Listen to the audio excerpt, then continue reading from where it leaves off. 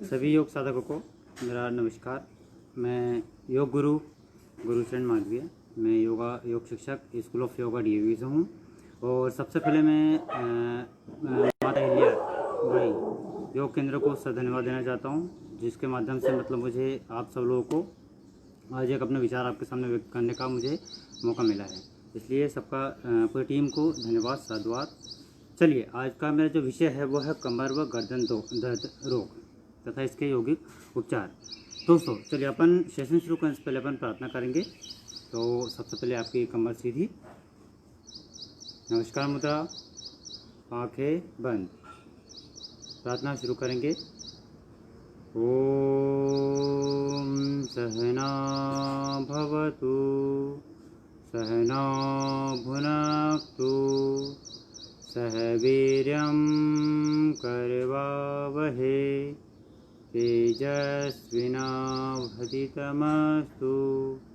मा विद्विषावहे। ओम शांति शांति शांति। दोनों हथेली को आपस में रगड़ेंगे, आंखों पर लगाएंगे, धीरे धीरे आंखें खोलेंगे। चलिए साथियों, आज अपन शुरुआत करते हैं। और आज का जो मेरा विषय है वो है कमर व गर्दन के रोग तथा इसके यौगिक उपचार। इसको आज अपन विस्तृत में चर्चा करेंगे कि ये जो रोग होते हैं क्या कारण होते हैं इनको होने के, और इसके यौगिक उपचार के बारे में आज अपन इसका विस्तृत में चर्चा करेंगे।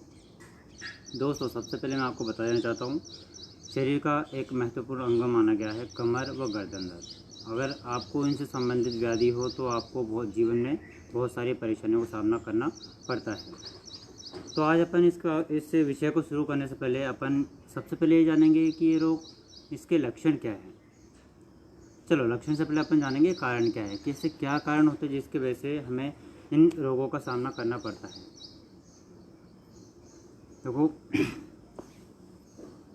इसमें सबसे पहले जो मुख्य कारण है वो होता है टेबल वर्क। जैसे आप कोई भी टेबल पे काम करते हो, आप टेबल पे काम कर रहे हो और आपका गर्दन नीचे है और आप घंटों फ़ोन पे काम कर रहे हो, लैपटॉप पे काम कर रहे हो, टेबल पे बैठ के कोई भी काम कर रहे हो जिसका आपका हेड नीचे की तरफ जाता है, आप निरंतर इसी पोस्चर में आप रहते हो, तो आपके पूरे सर्वाइकल पॉइंट पर पूरा एक जैसा खिंचा हुआ दबाव बना हुआ रहता है, तो वहाँ की नस पर पूरा खिंचाव पड़ता है। तो यह एक मुख्य कारण माना गया कि जब भी आप टेबल वर्क करो कोई सा भी, तो आप मतलब आपका फेस बिल्कुल स्ट्रेट होना चाहिए, बिल्कुल सामने होना चाहिए। जैसे आप लैपटॉप हो या मोबाइल हुआ या जो भी आप काम कर रहे हो। इसका जो दूसरा मुख्य कारण है वो है तकिया। कुछ लोगों की हैबिट रहती है कि वो तकिया लगाते हैं। जैसे आप टीवी देख रहे हो तब तकिया लगा लिया, 2 से 3 तकिया आपने लगाए हैं और आप कंटिन्यू टीवी देख रहे हो, तो आपका क्या है, पोस्चर बिल्कुल शेप जो रहता है गर्दन का पूरा एकदम से गलत रहता है, जो कि बहुत बैड हैबिट से माना जाता है। वो बिल्कुल एक तरह से बिल्कुल गलत है, जो गर्दन के दर्दों को बढ़ा देता है। और कुछ लोग ऐसे रहते हैं कि सोफ़े पे जैसे आप लेटे रहते हो, सोफ़े पे जैसे आप लेटे हो घंटों तक, आपने तकिया लगा लिया या नहीं भी लगाया तो आपका जो हेड रहता है ऊपर की तरफ रहता है और बॉडी पूरा नीचे की तरफ रहती है। तो एक ये मुख्य कारण बताया गया है कि यार आप जब भी आप देख रहे हो, आप स्ट्रेट बैठ के देखो या प्रॉपर आप लेट के देखो सीधे, तो आप जो घंटों सोफ़े पे बैठने का तरीका, लेटने का तरीका, जो आप तकिया लगा के बैठते हो, ये एक बहुत गलत तरीका बताया गया है। बहुत सारे लोग की आदत रहती है कि सर नरम तकिए हमको बहुत भाते हैं, या नरम तकिए लगाना अच्छा होता है। जैसे आप सो रहे हैं तो क्या होता है कि कुछ लोग नरम तकियों को उपयोग करते हैं। जैसे तो तकिया नहीं लगाना चाहिए, लगाओ भी तो आप मतलब शॉल को डबल टिबल करके आप रख के वो तकिया पर्याप्त माना गया है। लेकिन कारण ये होता है कि हम लोग नरम तकिए, मुलायम तकियों का उपयोग करते हैं और हमको अच्छी नहीं आती है। तो एक क्या होती है, डिसबैलेंस होती है इससे बॉडी अपनी। तो एक मुख्य कारण है कि आप जो नरम तकियों का उपयोग करते हो वो आप सबके लिए मतलब गर्दन का दर्द बढ़ा देती है, गर्दन कमर के। और सबसे पहले एक ही करवट निरंतर सोना। बहुत सारे लोगों की आदत रहती है कि एक ही करवट लेके सोते हैं। जैसे कोई लेफ़्ट साइड ही कुछ ज़्यादा सोता है, क्या जैसे हैबिट में आता है क्या मुझे लेफ़्ट पोस्चर पे अच्छा नींद आती है, या कोई बोलता है कि मैं सिर्फ राइट पोस्चर पे सोता हूँ तो मुझे अच्छी नींद आती है, उसके अलावा मुझे नींद ही नहीं आती है। तो ये भी मुख्य कारण बताया गया है कि आप जब भी विश्राम करो या रात में लंबे समय के लिए सो रहे हो, दिन में सो रहे हो, तो आपको करवट चेंज करके सोना है। मतलब आधी करवट आप लेफ़्ट साइड या राइट साइड, दोनों तरफ मतलब आपको चेंज करके आपको सोना है। ऐसा नहीं है कि आप सिर्फ लेफ़्ट साइड ही सो रहे हो। और सबसे उत्तम वैसे सोने की जो अवस्था होती है वो होती है शवासन। शवासन में भी आपको करके दिखाऊंगा कैसे करना होता है। अभी जब अपन यौगिक उपचार इसमें अपन ढूंढेंगे तो अपन शवासन भी इसमें करेंगे। तो सबसे मुख्य कारण यह है कि एक ही करवट सोना जिन लोगों की हैबिट में है वह है कमर दर्द व गर्दन दर्द का मुख्य कारण बताया गया है, खास करके गर्दन का दर्द। जिन लोगों में नाक की एलर्जी रहती है उन लोगों में गर्दन का दर्द अधिकतर बना रहता है, या जिनको एलर्जी है नाक की उनको मतलब गर्दन का दर्द अधिकतर बना होने का ये कारण हो सकता है नाक की एनर्जी, ये भी मुख्य कारण बतला गया है। अनिद्रा, कुछ लोग ऐसे हैं कि वो घंटों लेट नाइट तक काम करते हैं या किसी भी तरह का आप कार्य करते हो और काफ़ी समय होता है आपको सोने में, और फिर सुबह क्या होता है कि आपको प्रॉपर नींद मतलब समय से पहले उठना पड़ता है। कुछ हमारे दोस्त ऐसे हैं जो नाइट ड्यूटी करते हैं और या लेट नाइट तक ड्यूटी करते हैं होटल वगैरह पे, या सिक्योरिटी गार्ड वगैरह किसी भी बहुत तरह के जो भी जॉब है लेट नाइट तक के करते रहते हैं और फिर सुबह उनको वापस से उठ के वापस जाना पड़ता है। तो ऐसे दोस्तों को, ऐसे जो भी योगी हैं उनको मतलब अनिद्रा का शिकायत जिन लोगों को है यह भी एक गर्दन का दर्द का मुख्य कारण है। तो दोस्तों मतलब हमारे योग की दृष्टि से 6 से 8 घंटे का जो है विश्राम बहुत अत्यावश्यक है सभी लोगों के लिए, क्योंकि आपको 8 घंटे मिनिमम बिस्तर में आपको सोना ही है। क्योंकि क्या होता है आप जैसे दिन भर कार्य करते हो तो आप मतलब शरीर को उतनी आपको एनर्जी वापस से जनरेट करने के लिए आपको पूरा मतलब विश्राम करना बहुत आवश्यक है। दोस्तों जिन लोगों को छाती का एक तरफा दर्द होता है वो भी गर्दन के दर्द का मुख्य कारण बता गया है। छाती का दर्द अगर है जिसको तो वह डेली ब्रीदिंग एक्सरसाइज खूब करें और प्राणायाम करें, जिसके माध्यम से आपका जो एक तरफा दर्द का जिन लोगों में शिकायत है उसमें बहुत राहत मिलेगी और वो ठीक होगा तो आपका गर्दन में भी उसका असर कम होगा कहीं ना कहीं, क्योंकि छाती दर्द का एक तरफा दर्द जो छाती में होता है वह भी एक मुख्य कारण है। और इसका एक लक्षण ये भी है कि जिन लोगों में उंगलियों का दर्द, कोहनियों का, शोल्डर का दर्द है, ये भी एक मुख्य लक्षण है, कारण है कि आपको यह तकलीफ़ दे सकता है। ये भी एक रीज़न है, उंगलियों का दर्द हुआ, शोल्डर का पेन हो, कोहनी, ये भी एक लक्षण है। आपको अगर ऐसा कहीं लगे तो आपको ध्यान देना चाहिए कि आपको गर्दन का शिकायत तो नहीं है, गर्दन का दर्द का, तो ये भी एक मुख्य कारण बता गया है। अब आपको दूसरे एक और लक्षण में बता रहा हूँ, अब मैं लक्षण बता रहा हूँ इसको। एक और लक्षण ये भी है कि इनको सिर दर्द ज़्यादा बना रहता है कंटिन्यूसली, मतलब थोड़ा बहुत भी आपने काम किया या आप कुछ भी टीवी सीरियल देख लो, घंटों काफ़ी टाइम तक आप देख रहे हो, मोबाइल पर ज़्यादा टाइम बिता रहे हो, ऑफिस में आप सिस्टम पे काम कर रहे हो, किसी तरह का आप लंबे टाइम तक काम कर रहे हो, जिनको सिर दर्द बना रहता है, जो कि एक बनना नहीं चाहिए। मतलब कम टाइम आपने कम वर्क किया, कम काम किया और फिर आपको दर्द बना है सिर दर्द, तो ये भी एक गर्दन दर्द का मुख्य कारण है। गर्दन में इस प्रकार अगर आपको इस तरह का लग रहा है तो आपको गर्दन संबंधित आपको एक्सरसाइज करने की आवश्यकता है, आपको बहुत ज़रूरत है इसके लिए। चक्कर आना, जिन लोगों में चक्कर आने की शिकायत है, जो कभी कभी मौसम, कभी गर्मी में या ठंड में या कभी भी जिनको चक्कर आने की शिकायत है, बार बार चक्कर आना, तो ये भी एक मुख्य कारण बता गया है। एक कान से आवाज़ आना, कुछ मतलब दोस्त ऐसे हैं जो योगी हैं जिनको एक कान में से कुछ ज़्यादा आवाज़ आती है कि बाइक चलाते समय या कुछ भी आप कार्य कर रहे हो या वाहनों के कारण, या एक कान में जो तीव्र आवाज़ आती है, कभी कभी कान बजना, जिसको बोलते हैं कान बज रहा है एक तरफा का, तो ये अगर लक्षण आपको दिखे तो ये भी गर्दन दर्द का मुख्य कारण बता गया है। उल्टियाँ और उसके बाद में गर्दन में कंटिन्यू दर्द बना रहना, जब भी आप इधर उधर मूवमेंट करते हो गर्दन का और इसमें आपको लगातार आपको अगर दर्द का अनुभव हो रहा है तो ये भी एक मुख्य कारण गर्दन दर्द का हो सकता है। और जिन लोगों में बेचैनी सी बनी रहती है या डिप्रेशन, तनाव, जिन लोगों में अत्यधिक काम को समय देना होता है और जिन लोगों में मतलब कोई भी काम का प्रेशर जा रहता है, वह चाहे कंपनी का हो या घरेलू काम का हो या मतलब सामाजिक या पारिवारिक या आर्थिक किसी प्रकार का, आपको अगर डिप्रेशन या तनाव की स्थिति है तो ये भी एक आपके दर्द का मुख्य कारण है, अपने गर्दन दर्द का मुख्य कारण है। माइग्रेन, सर दोस्तों माइग्रेन एक ऐसा प्रॉब्लम है जो कि आजकल महिलाओं में ज़्यादा बढ़ रहा है और पुरुषों में काफ़ी मात्रा में देखने को मिल रहा है।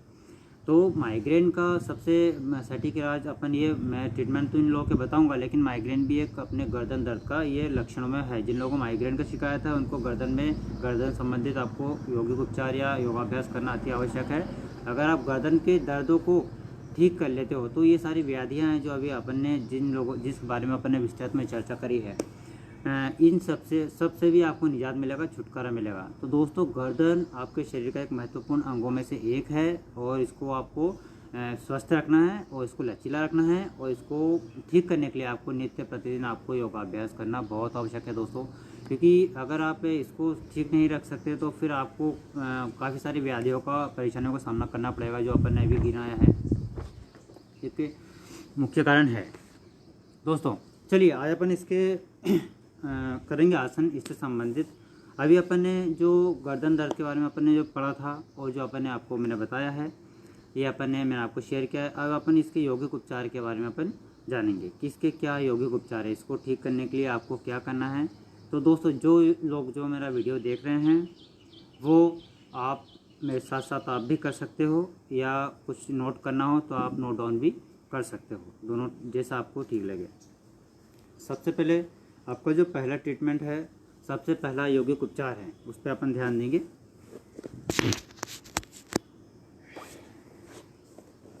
इसका सबसे पहले जो है वह है वज्रासन। पहला यौगिक उपचार है वज्रासन। दोस्तों जिनको गर्दन का दर्द है, पहले अपन सिर्फ गर्दन दर्द की अब बात कर रहे हैं। यहाँ पर ट्रीटमेंट जो है ना, गर्दन संबंधित रोगों के बारे में अपन चर्चा कर रहे हैं। अपन सबसे पहला जो है बिल्कुल वज्रासन। वज्रासन आपको कैसे करना है मैं आपको एक बार करके दिखा रहा हूँ।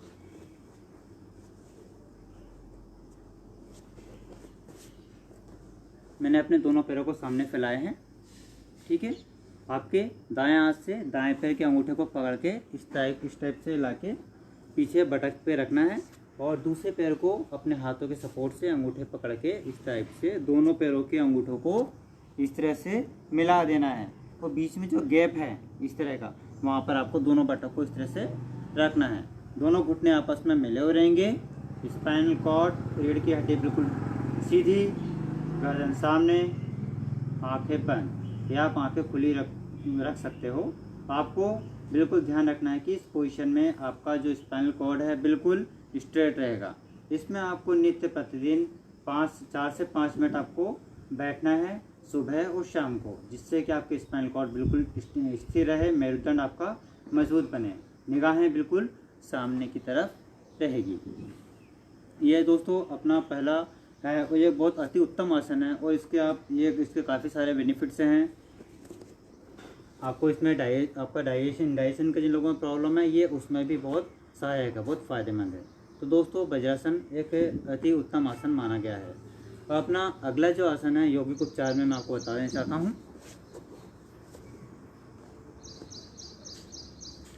है ब्रह्म मुद्रा। दोस्तों दूसरा मैं आपको ट्रीटमेंट बता रहा हूँ, ब्रह्म मुद्रा। जी हाँ दोस्तों, यह आसन आपको वज्रासन में बैठ कर करना होता है। आपकी बिल्कुल स्पाइनल कॉर्ड बिल्कुल सीधी, आंखें बंद, मैं कर रहा हूँ, आपको बिल्कुल ध्यान से देखना है, और जो लोग कर रहे हैं वो भी मेरे साथ साथ करते रहेंगे।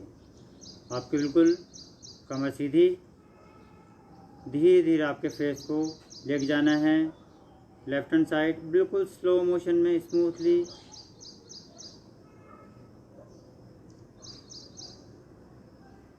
इस पोजीशन में आपको ध्यान रखना है कि आपके शोल्डर जहाँ हैं वहीं स्थिर अवस्था में रहेंगे, शोल्डर्स को आगे पीछे नहीं करना है, बिल्कुल धीरे धीरे इस तरह से लेके जाना है।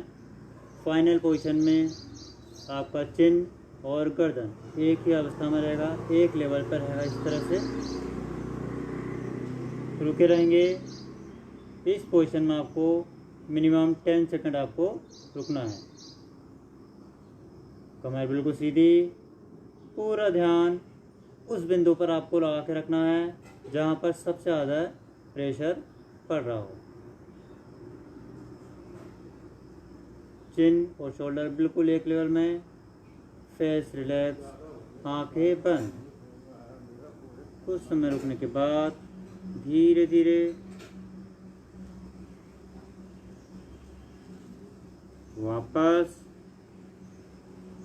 फिर धीरे धीरे दूसरी तरफ।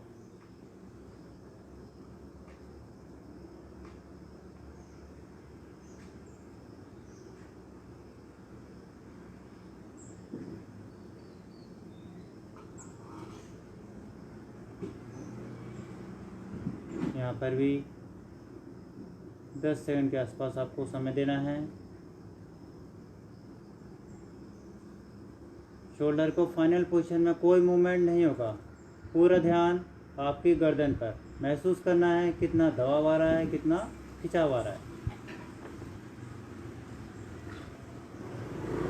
कुछ समय रुकने के बाद धीरे धीरे वापस, उसके बाद फेस को लेके आएंगे नीचे की तरफ, आपका चिन कंठकूप को टच होगा।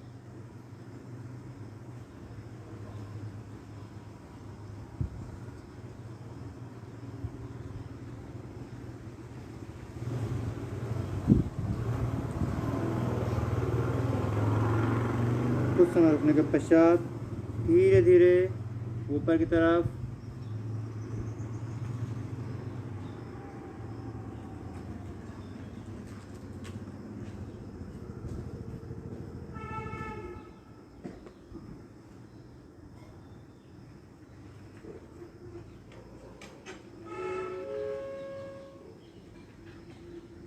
धीरे धीरे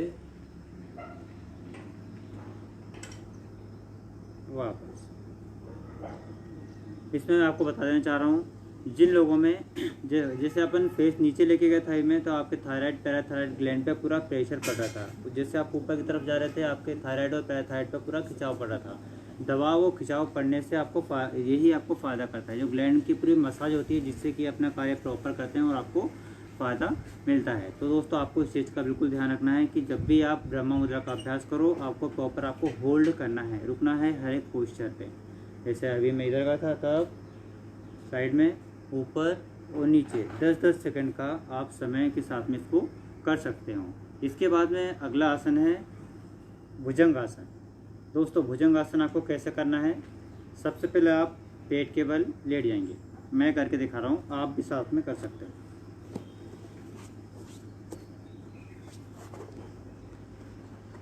पेट के बल आपको लेटना है, एड़ी पंजे आपके मिले हुए, पैर के पंजे रहेंगे इस तरह से, आप देख लीजिए,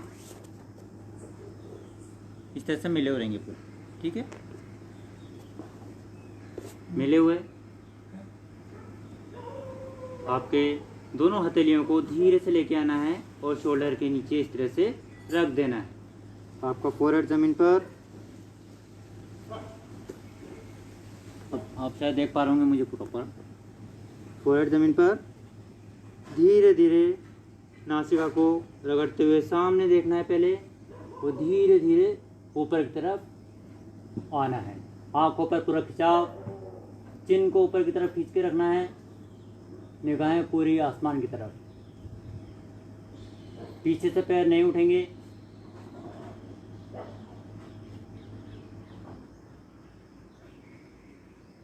पूरा प्रेशर कमर पे। धीरे धीरे सामने देखते हुए वापस, सबसे पहले चिन जमीन पर, हाथ साइड में।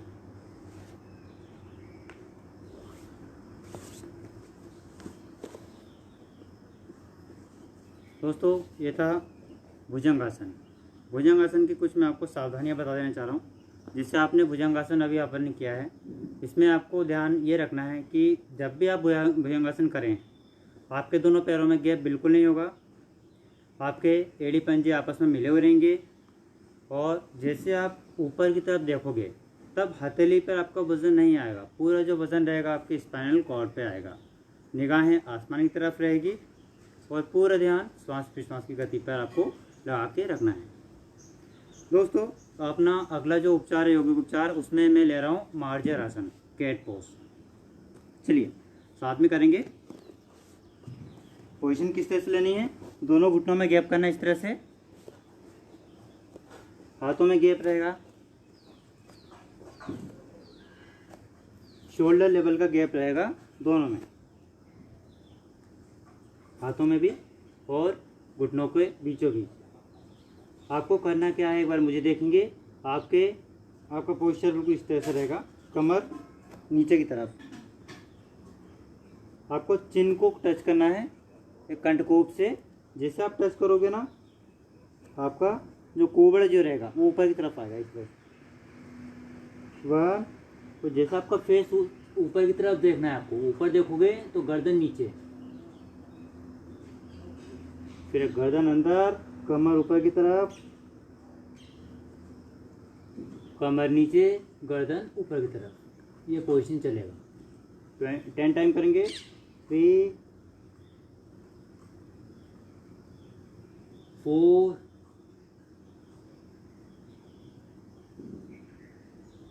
5, कमर को और ऊपर ले जाओ। 6, फेस ऊपर की तरफ, कमर को नीचे की तरफ प्रेस करो जोर से।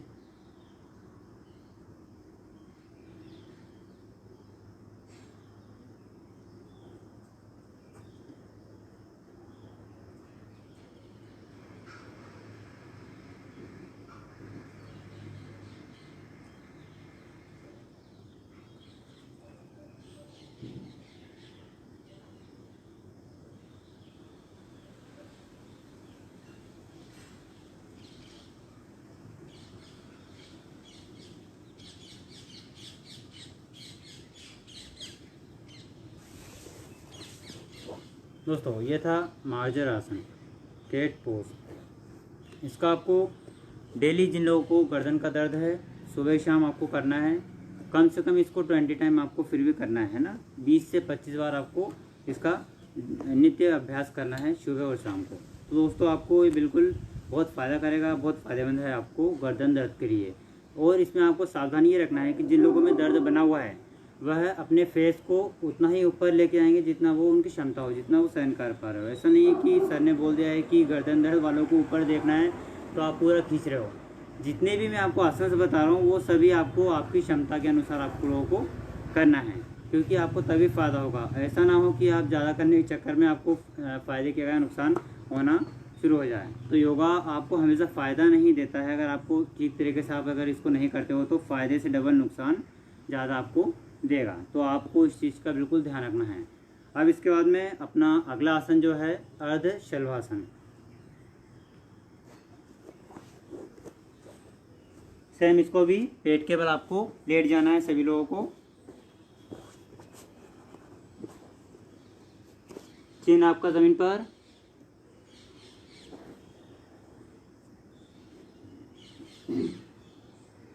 एक एक पैर से करेंगे।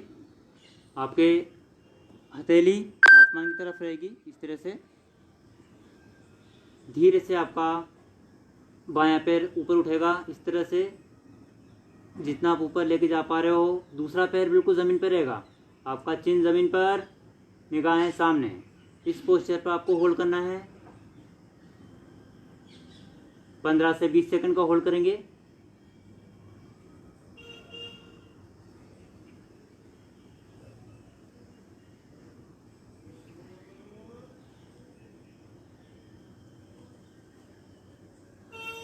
धीरे धीरे वापस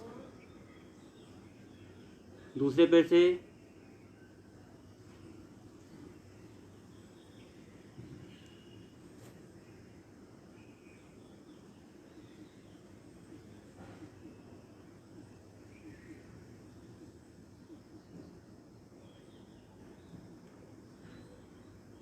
धीरे धीरे वापस के बैठ जाना बजा।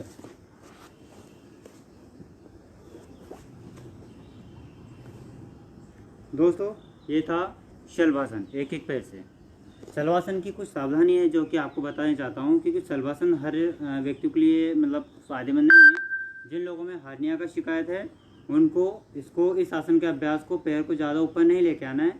मतलब आपको ज़मीन से 1 फीट ऊपर ही लेके आना है, इससे ज़्यादा आपको नहीं लेके आना है। और इसको जिन लोगों में हार्निया का शिकायत है उसको आप 5 से 10 सेकंड का ही होल्ड करें, ज़्यादा होल्ड नहीं करें, है ना। चलिए अपना अगला आसन है जिसका नाम है शशक आसन। वज्रासन में बैठ के इसको करना है। करना कैसे है, दोनों हाथों को लेके आएंगे इस तरह से, टर्न ऊपर की तरफ, हथेलियाँ सामने की तरफ खींच के रखो। सांस छोड़ते हुए धीरे धीरे सामने की तरफ, हथेलियाँ ज़मीन पर, फोरहेड ज़मीन पर, पीछे से बटक नहीं उठेगा। इसी पोजीशन में हाथों को ढीला छोड़ देना है। 20 सेकंड का होल्ड।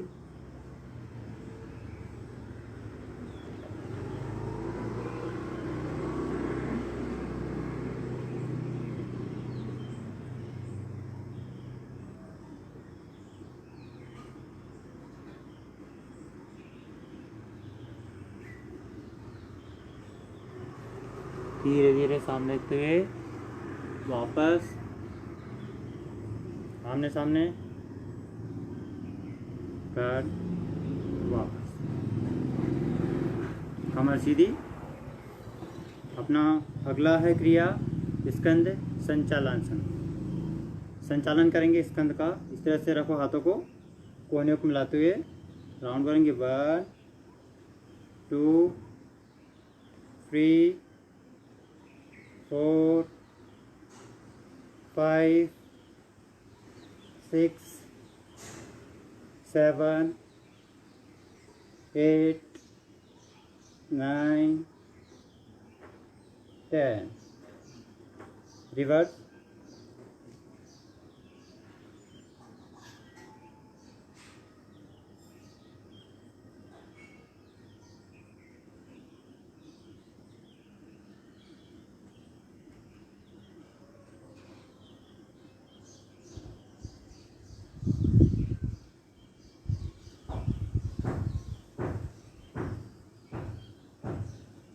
वापस हाथ नीचे।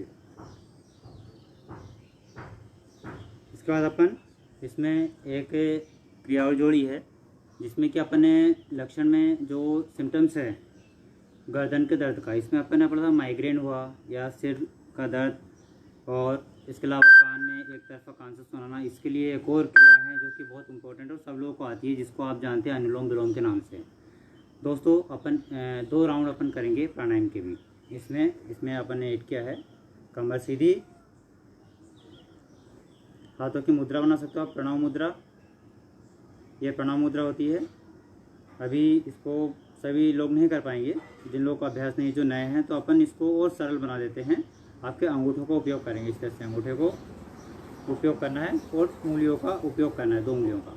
ठीक है, इस तरह से। तो शुरुआत करने से पहले आप एक बार मेरे साथ में करेंगे। सबसे पहले आपको प्राणायाम का अभ्यास शुरू करने से पहले कुछ सावधानियां होना बहुत ज़रूरी है। वो क्या है? देखिए, आपकी कमर बिल्कुल सीधी रहेगी और आपको प्राणायाम का अभ्यास श्वास प्रश्वास के माध्यम से अपन प्राणायाम का अभ्यास निरंतर करते हैं। इसको करने के लिए आपको श्वास प्रश्वास पर विशेष ध्यान रखना है कि आपको झटके से नहीं करना है और श्वास प्रश्वास पर पूरा नियंत्रण के साथ में करना होता है प्राणायाम को। कैसे करना है, एक राउंड मुझे देख लेंगे, उसके बाद में 2 राउंड अपन सभी साथ में करेंगे। सबसे पहले आप अपनी दाईं नासिका को इस तरह से बंद कर लेंगे, कमर सीधी। बिल्कुल धीरे धीरे आप अपने बाईं नासिका से श्वास को भरेंगे।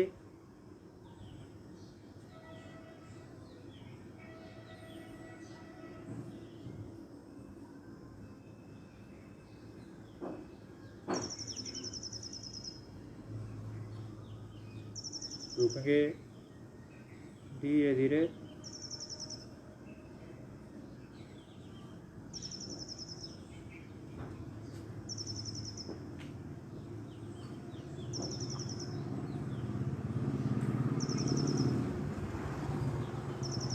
वापस से भरेंगे सांस को यहीं से।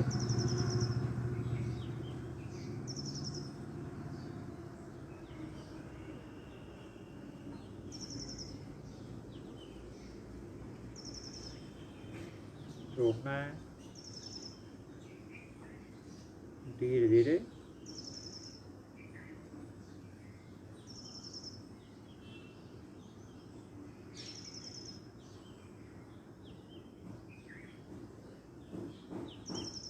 दोस्तों, ये अपना एक चक्र पूरा हुआ है। अब अपन 2 चक्र भी सभी साथ में करेंगे।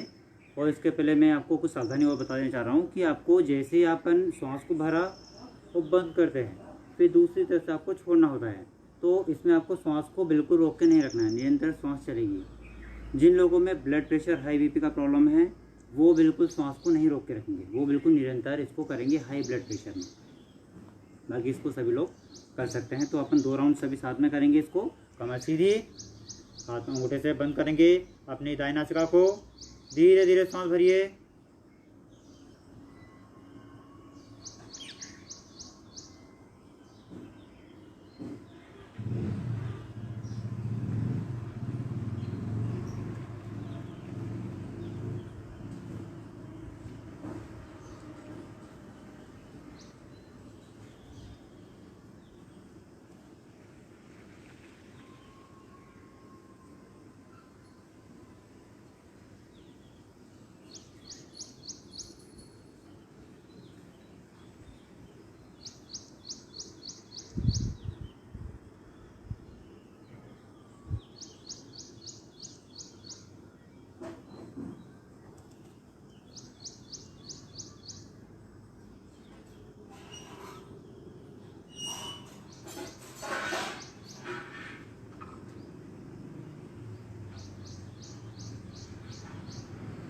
एक राउंड और।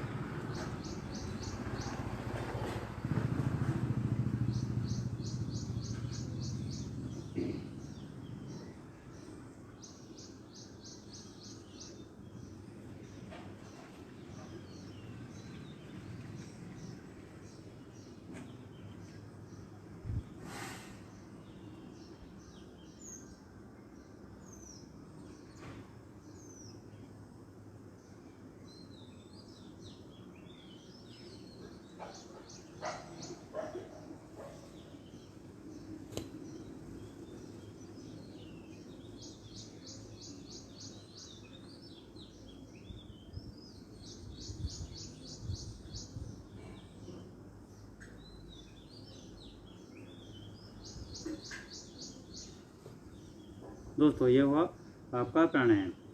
इसके बाद में एक आखिरी और क्रिया है जिसको अपन बोलेंगे शवासन। अभी मैंने शुरुआत में भी कहा था वीडियो में कि जो सोने का एक प्रॉपर एक बिल्कुल सही तरीका जो है वो कैसा होना चाहिए, मैं आपको वही करके दिखा रहा हूँ। अब अगला अपना है शवासन। कैसे करना है, आपको पीठ के बल लेटना है, दोनों पैरों में रहेगा गैप शोल्डर लेवल का, इस तरह से लेटना है, हाथों में गैप शोल्डर लेवल का, 1 से 1.5 फीट का गैप रहेगा दोनों हाथों में, पैरों में गैप रहेगा शोल्डर लेवल का, आंखें बंद, चेस्ट को फैलाते हुए 2 से 3 बार लंबी गहरी सांस लेना है।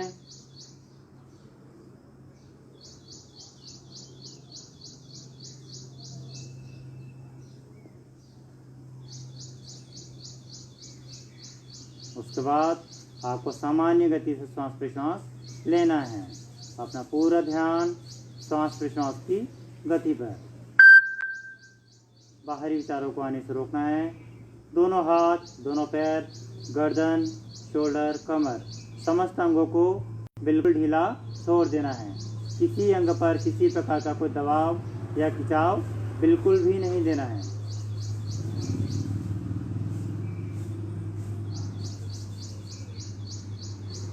कुछ समय रुकने के बाद धीरे से वापस आए।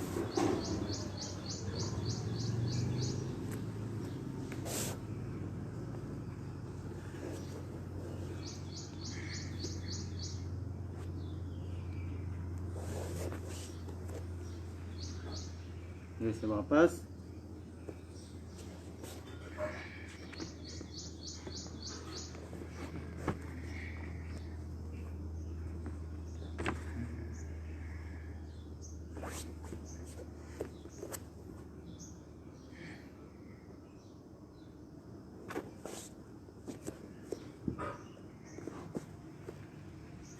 कमर सीधी, सबसे बढ़िया आएंगे वज्रासन में।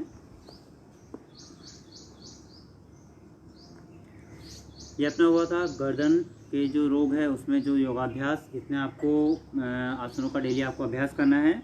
आप इसको नित्य प्रतिदिन आप अभ्यास करने से ही आपको फ़ायदा होगा। आप इसका डेली अभ्यास करेंगे, जो अभी अपन ने किया है उसी का अगर प्रॉपर आप डेली अभ्यास करते हो तो आपको गर्दन से संबंधित जो भी आपके विकार है वह नहीं होंगे और आपको बिल्कुल इसका फ़ायदा मिलेगा। आपकी बिल्कुल गर्दन लचीली रहेगी और आपको बिल्कुल किसी प्रकार कोई तनाव और आपको माइग्रेन जैसा जो प्रॉब्लम होता है, जो कि काफ़ी मैंने अभी इसको हाईलाइट किया था, एक प्रॉब्लमेटिक है ये, तो इसमें ये बहुत फ़ायदेमंद आपको रहेंगे ये आसन। इसका नित्य प्रतिदिन आपको अभ्यास करना है और हर एक आसन में आपको कम से कम 37, आप अभी 15 से 20 सेकंड का समय ले सकते हो और उसके बाद में धीरे धीरे समय को बढ़ा के आपको 30 सेकंड तक आपको हर एक आसन में रुकना है।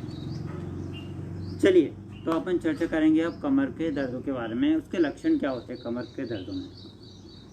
सबसे पहले कारण है कमर में दर्द बना रहना। सबसे पहले तो क्योंकि आपको दर्द होगा तभी तो पता रहेगा कि कमर में दर्द है।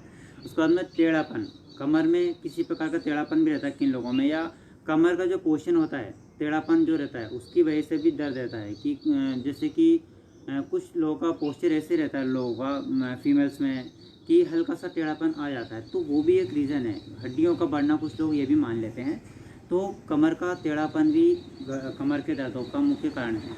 चलने में परेशानी, उनके लक्षण है कि जिन लोगों में चलने में प्रॉब्लम आती है कि नहीं यार अब मैं चल नहीं पाता हूँ पहले की तरह से फ्रीली और मतलब बहुत पेन होता है चलने में, तो ये भी एक लक्षण है कमर के दर्दों में। चलने में काफ़ी परेशानी होती है। तलवे ठंडे पड़ना, गर्म पड़ना, जो अपने पैरों के तलवे ठंडे गर्म पड़ने की जिन लोगों को शिकायत रहती है, बुजुर्गों में या बड़ों में भी, यंगस्टर में भी आजकल देखने को आ रही है, तो तलवों का ठंडा गर्म पड़ना है ना, ये भी एक मुख्य कारण कमर दर्द में बताया गया है। अगर आपको इनमें से कुछ भी लगता है तो आपको डॉक्टर को दिखाना है, या तो आपको डॉक्टर को दिखाने की आवश्यकता भी नहीं है। आप अभी अपने हाथ में ही सारी चीज़ें, तो आप अपने स्तर पर योगाभ्यास से भी आप इसको बिल्कुल नियंत्रित कर सकते हो। इसका अगला कारण है पैरों में सुन्न हो जाना। कि कोई लोगों का, किसी का कहना होता है कि पैरों में सुन्नपन आ जाता है, कभी शाम का टाइम आ जाता है या बारिश के टाइम पे आता रहता है, या गर्मियों में ज़्यादा परेशानी होती है पैरों में सुन्न या एक झुंझुना टाइप का बना हर कभी हो जाना। तो ये एक मुख्य कारण है आपके कमर के रोगों में। कमर के रोगों में ये एक मुख्य कारण बताया गया है कि पैरों में सुन्नपन हो जाना। कुछ लोगों में एक ये भी कारण सामने आया है कि एड़ियों का दर्द, जिन महिलाओं में एड़ियों का दर्द ज़्यादा बना रहता है, या एड़ियों में बिल्कुल जो एड़ियों का पिछले हिस्सा है उसमें काफ़ी पेन रहता है, काफ़ी तकलीफ दे रहता है वो दर्द, तो अगर आपको लगता है तो आपको कमर दर्द का एक लक्षण माना गया है। कमर दर्द अगर आपको वास्तव में उसका समस्या है तो आपको एड़ियों का दर्द का बिल्कुल अनुभव हो जाएगा। उसके बाद में आपको वीकनेस का अनुभव होगा लंबर में, जो आपको नीचे का है, जहाँ की स्पाइनल कॉर्ड जहाँ आपकी ख़त्म हो रही है वो लंबर कहलाता है। L1, L2, L1 से लेके L5 तक। तो ये जो है L4, L5, ये वर्टिब्रा जो है वो आपको काफ़ी पेन देगी, बहुत तकलीफ दे रहती है। और एक मेन कारण ये वैसा पीसीओडी के कारण भी आपका जो है बैक पेन, कमर का दर्द काफ़ी नुकसान उसके कारण भी होता है। पीसीओडी का जिन लोगों में प्रॉब्लम है उसमें आपको यह कमर का दर्द काफ़ी मात्रा में आपको बना रहता है। तो और इसके अलावा आपकी जो हैबिट्स है, चलने का तरीका, बैठने का तरीका, जो कमर झुका के कंटिन्यू बैठते हैं, या कुछ लोग ऐसे हैं बिल्कुल चेयर पे बैठे आते हैं और बिल्कुल इस तरह से बैठे रहते हैं, तो ये मुख्य कारण है। आपको जो भी आपके शरीर में जो विकार जो होते हैं, व्यक्ति अपने ही कारणों से उन सब चीज़ को अर्जित करता है और समस्या पैदा कर लेता है। तो आपका जो मुख्य मेन कारण तो आपको बैठने का तरीका जो होता है बिल्कुल सही होना चाहिए, क्योंकि वहीं से आपकी हर चीज़ की शुरुआत होती है, चाहे वो गर्दन का दर्द हो, चाहे कमर का दर्द हो, या आपके स्पाइनल कॉर्ड का दर्द हो। तो आपको इन सब चीज़ों का बिल्कुल, इन हैबिट्स का आपको ध्यान बिल्कुल रखना है। अब अपन कमर दर्द में जो अपने लक्षण अभी देखे हैं, उसका कारण ये है कि आप जो सॉफ्ट मुलायम गद्दों पे जिन लोगों की सोने की आदत है, तकिया, तो इसका ये मुख्य कारण ये भी है। एक ही करवट सोना, अभी अपन ने जो चर्चा किए थे वो सारे कारण अपन इसमें भी ले रहे हैं। कमर का दर्द मतलब सॉफ्ट तकिए लगाना, या उसके अलावा मुलायम गद्दों पर सोना, पेट के बल सोना निरंतर, क्योंकि पेट के बल सोने से भी एक तरफा प्रेशर आता है। उसके बाद में फिर आप मतलब पीठ के बल बैठना, मतलब जंप करना, कोई एक्सरसाइज वर्कआउट कर रहे हो जिम वगैरह में, तो पीठ के बल उछल कूद वाली जो क्रियाएँ जो होती है वो भी एक कमर दर्द का मुख्य कारण बताया गया है। आप इसका अभ्यास शुरू करेंगे। सबसे पहले करेंगे शलवासन से। आपको पेट के बल लेटना है, इस पोजीशन में लेट जाएंगे पेट के बल।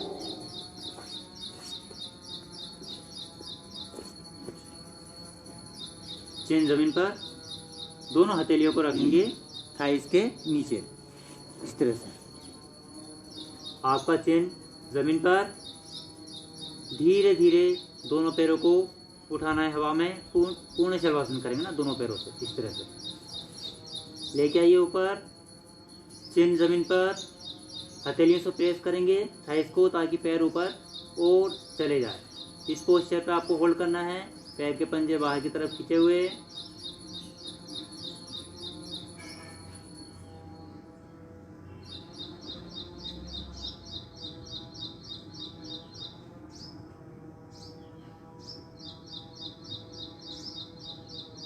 धीरे धीरे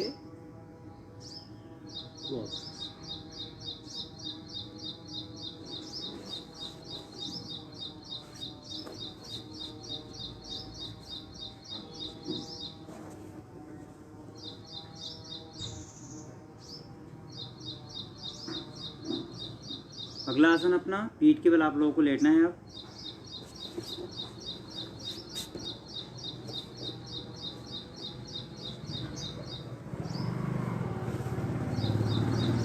सेतुबंद आसन में वेरिएशंस है। सेतुबंद आसन इसको बोलते हैं। दोनों पैरों को इस तरह से लेके आना है, एड़ियों को टच करना है दोनों बटक से, पैरों में गैप रहेगा। हाथों को इस तरह से रखना है या इस तरह से पकड़ लो, आप पंजों को पकड़ लेंगे, ठीक है। उसके बाद में कमर को ऊपर की तरफ प्रेस करना है इस तरह से। एड़ियों को उठाइए, 1, हथेली ज़मीन पर रख लीजिए, वापस 2,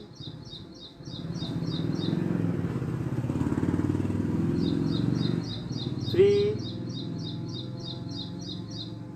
प्रेस करो ऊपर की तरफ, वापस। अगर आपके पैर पीछे जा चुके हैं तो लेके आओ वापस से, एड़ियों को टच करो बटक से और ऊपर, वापस 5,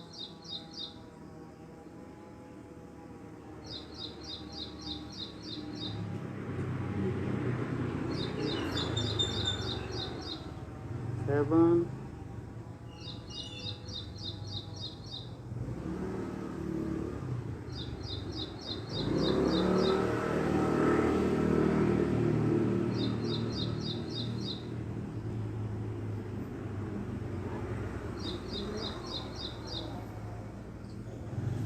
वापस शवासन में जाएंगे।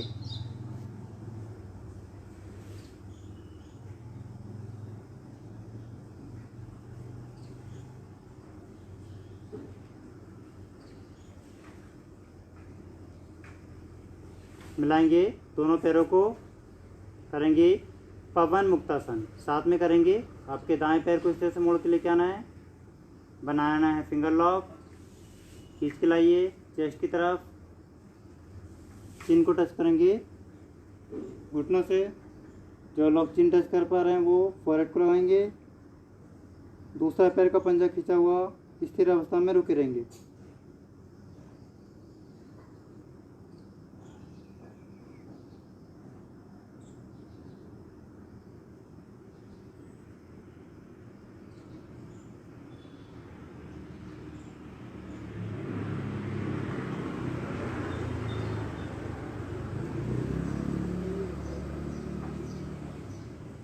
धीरे धीरे गर्दन ज़मीन पर,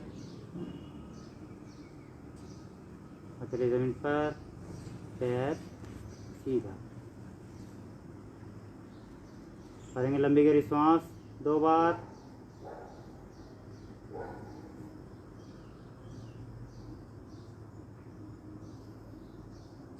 दूसरे पैर को लेके आइए घुटने से मोड़कर, बनाएंगे फिंगर लॉक, खींचिए, चिन को लगाएंगे घुटनों से, चिन टच हो रहा है, फोरहेड लगाएंगे, रुके रहेंगे। दूसरा पैर घुटने से नहीं उठेगा, बिल्कुल सीधा रहेगा, पैर का पंजा बाहर की तरफ।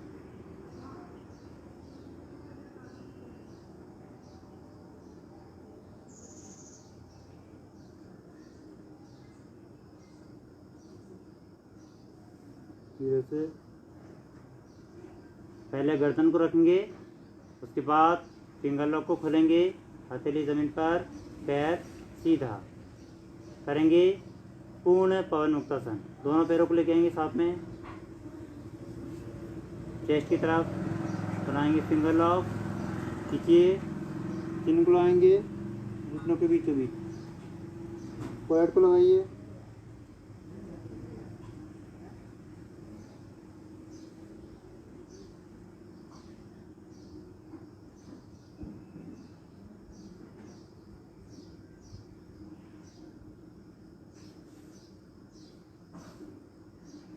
धीरे से गर्दन ज़मीन पर, सबसे पहले फिंगर लॉक खोल के हथेली ज़मीन पर, पैरों को सीधा करते हुए वापस शवासन।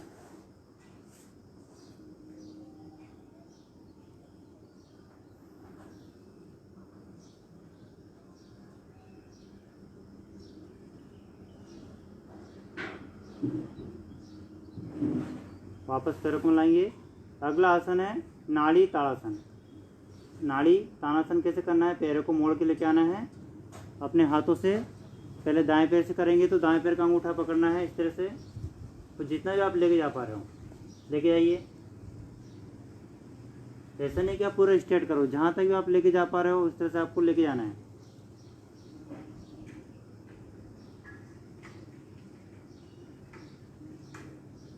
जैसे बारी बारी से आपको प्रेस करना है। वापस शुरुआत में इसको 1 से 2 बार ही करना, वरना जर्क आने की संभावना ज़्यादा रहती है इसमें। पैरों को मिला के बैठे।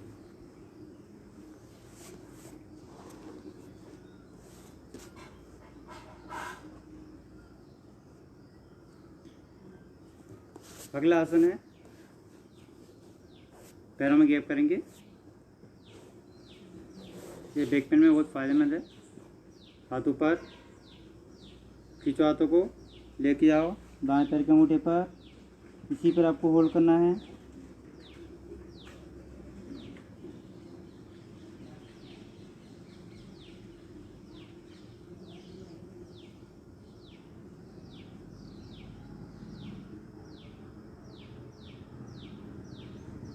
वापस कमर सीधी रखते हुए दूसरे पैर पर इसको होल्ड करना है।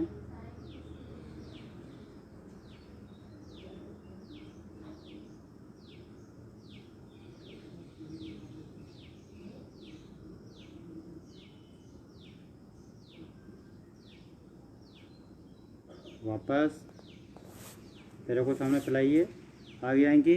1, वापस 2, वापस 3, वापस 4,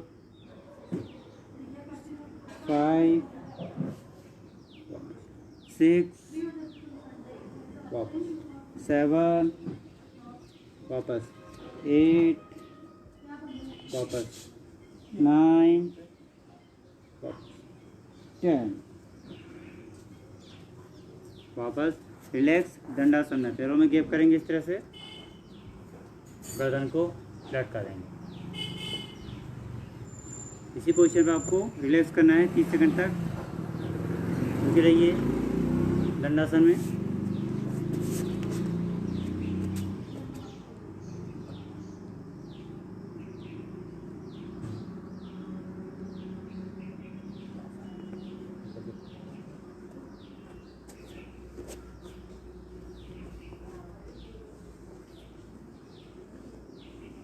वापस धीरे से बैठ जाएंगे वज्रासन में। कमर सीधी। दोस्तों साथियों, आज अपन ने चर्चा किया था कमर दर्द व गर्दन के दर्द, इसके अपन ने लक्षण जाने थे और इसमें यौगिक आसन जो कि फ़ायदेमंद है। आपको जो भी आज अपन ने जो भी सीखा इस सेशन में, आपको इसका नित्य प्रतिदिन आपको अभ्यास करना है, तभी ये आपको फ़ायदा करेगा। और सबसे बड़ा आपका जो है स्वास्थ्य सबसे बड़ी पूंजी माना गया है, तो आपको इसको बिल्कुल स्वस्थ रखना अपने शरीर को। उसके लिए आपको नित्य प्रतिदिन योगाभ्यास करने की बहुत आवश्यकता है। और आप जब तक आप योगाभ्यास करेंगे तब तक आपको किसी प्रकार की कोई व्याधि, कोई बीमारी आपको नहीं पकड़ सकती है। तो आप सेशन को ख़त्म करने से पहले मैं धन्यवाद देना चाहता हूँ माता अहिल्या योग केंद्र इंदौर समिति को और पूरे सदस्यगण को, जिन्होंने मतलब मुझे इस उनके माध्यम से मुझे अपने विचार प्रकट करने का मौका दिया है। तपन सर और बाकी समस्त टीम के सदस्यों को मेरा नमस्कार। और सब लोगों से बस यही प्रार्थना है कि अभी जो कोरोना समय चल रहा है उसमें आप अपने इम्यूनिटी पावर का बिल्कुल ध्यान रखिए, अपनी डाइट का। और मतलब आपकी डाइट बहुत इंपॉर्टेंट पार्ट होता है आपके मतलब शरीर के लिए। आप अगर 70% अगर आप अपनी डाइट को ही फॉलो करते हैं, अच्छा डाइट लेते हैं, तो आपको किसी प्रकार के कोई रोग नहीं आ सकते हैं। और एक बात हमेशा याद रखना दोस्तों कि आप अपने शरीर में जो भी रोग और व्याधियाँ आप होती है वो सब अपनी वजह से होती है, आप अपनी लाइफस्टाइल की वजह से होती है। आपको सोने का तरीका, उठने का तरीका और आपका जो रूटीन होता है, अगर आप उसको सही मात्रा में सही नहीं किया जाता है तो आपको बीमारियों का सामना करना पड़ सकता है। और मैं बेसिक कुछ चीज़ें आपको बता देना चाहता हूँ जो कि एक नॉर्मल व्यक्ति के लिए, सबके लिए बहुत फ़ायदेमंद है। आप सबसे पहले तो अपना सोने का समय जो रहता है बिल्कुल फिक्स करिए, सोने का टाइम और उठने का टाइम। मतलब बोलने का 6 से 8 घंटे की नींद आपका लेना बहुत आवश्यक है। आप देखते होंगे कि जो बच्चे रहते हैं कितने स्वस्थ रहते हैं, चुस्ती फुर्ती के साथ में, क्योंकि वो जल्दी सोता है शाम को। आप उनसे ही सीख सकते हैं कि मतलब किस तरह से आप मतलब अपनी एक जीवन शैली लाइफस्टाइल को आप कैसे सेट कर सकते हो। टाइम पे सोना, टाइम पे आपका भोजन का समय और आपका जो भी अन्य एक्टिविटी रहती है सबको आप थोड़ा सा सेट करके चलेंगे तो आपको किसी प्रकार की कोई रोग या कोई व्याधियाँ नहीं आएगी। आपको नित्य प्रतिदिन आपको योगाभ्यास करना है और आपको खूब अच्छा डाइट लेना है। और आपको हाँ, कमर और गर्दन दर्द के लिए मैं आपको कुछ टिप्स देना चाह रहा हूँ मैं, जो आपको आगे भी फ़ायदा करेगा। दोस्तों, आपको आपके बोन्स और कमर और दर्द को ठीक करने के लिए सबसे पर्याप्त मात्रा में जो सप्लीमेंट लेना है वो बता देना चाह रहा हूँ मैं आपको। सूखे मेवे, आपके सूखे मेवे जो हैं, ड्राई फ्रूट्स वगैरह, ये बहुत फ़ायदेमंद है इनमें। और जो पेड़ों में पके हुए जो फल होते हैं, जैसे बेर हुआ, बीला हुआ, या मतलब जो भी पेड़ों में संतरे हुए, नींबू हुए, आंवला हुए, जो पके हुए हैं, जो पेड़ों में कुदरती तौर पर पके हुए चीज़ें हैं, ये विटामिन डी के सोर्सेस हैं जो कि आपके बोन्स, हड्डियों को मजबूत रखने के लिए बहुत फ़ायदेमंद है। तो आपको ऐसे विटामिन डी से संबंधित आपको डाइट बिल्कुल लेना है, जो कि आपको कमर और गर्दन में बहुत फ़ायदेमंद है। वेब ट्रीटमेंट में हर जगह मैं बताता हूँ और आपको ही बताना चाह रहा हूँ। आपको कमर और दर्द के अलावा भी जॉइंट्स का जो पेन होता है उसमें आपको ठीक करने के लिए आपको सबसे पहले सरसों का तेल का मैं एक आपको ट्रीटमेंट बता देना चाह रहा हूँ। दोस्तों, सरसों के तेल को आपको मतलब गर्म कर लेना अच्छे से, जब तक कि उसमें काला धुआं ना निकलने लग जाए। उसके बाद में आपको शीशी में भर के, कांच की बोतल में आपको भर के धूप में रखना है 7 दिन तक। सुबह रखना है, शाम को हटा लेना है, जिससे कि धूप में वो तपेगा और विटामिन डी उसके अंदर भरपूर मात्रा में आ जाएगा। और फिर आपको उस तेल की, आपको दर्द वाले स्थान पर, जो आपको घुटने का अगर दर्द है या गर्दन का है, कमर का दर्द है, तो आप वहाँ पर उसको सुबह शाम मतलब आप मसाज करोगे तो वहाँ पर आपको बहुत रिलीफ मिलेगा। वहाँ की जो डेड मसल्स है वो रिएक्टिवेट होगी। और जो फ्लूट कम हो रहा है एज के अकॉर्डिंग, जिनकी उम्र ज़्यादा है, उसमें आप नित्य प्रतिदिन इसका मालिश करें, जिससे कि वहाँ की जो मसल्स है वापस से एक्टिवेट होते हुए, फ्लूट है नए रूप में संचार करते हुए कार्य करेगा। तो आपको एक छोटा सा जो नुस्खा है वो आप अपनी डेली लाइफ में इसका उपयोग आप कर सकते हो और अपने नियरेस्ट और डियरेस्ट सब लोगों को आप बता सकते हो इस बारे में। तो इसी के साथ में मैं सेशन को समाप्त करता हूँ। वापस से अपन अगले सेशन में नए टॉपिक, नए विषय को लेकर अपन उपस्थित होंगे। और वापस से मैं आपको हृदय धन्यवाद, साधुवाद देना चाहता हूँ। माता अहिल्या योग केंद्र इंदौर के तत्वाधान में मुझे ये सब करने का मौका मिला। धन्यवाद। आपका दिन शुभ हो।